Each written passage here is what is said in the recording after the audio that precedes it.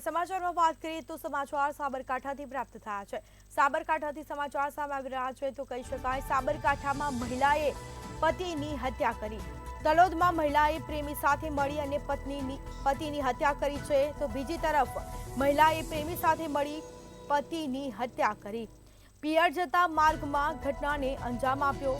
પ્રાંતિજના લીમલા ગામની સીમમાં હત્યા કરવામાં આવી તો હત્યાને અકસ્માતમાં ખપાવવા જતા સમગ્ર મામલો પ્રકાશમાં આવ્યો।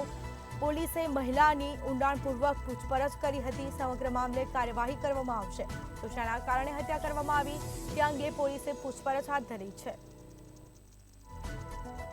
તો સાબરકાંઠામાં મહિલાએ પતિની હત્યા કરી મોતને ઘાટ ઉતાર્યો છે। તલોદમાં મહિલાએ પ્રેમી સાથે મળી અને પતિની હત્યા કરી। મહિલાએ પ્રેમી સાથે મળીને પતિની હત્યા કરી મોતને ઘાટ ઉતાર્યો। સમગ્ર મામલે ધરપકડ કરવામાં આવી છે। મહિલા અને તેના પ્રેમીની ધરપકડ કરાઈ તો પૂછપરછ હાથ ધરાશે। કાર્યવાહી પણ કરવામાં આવશે।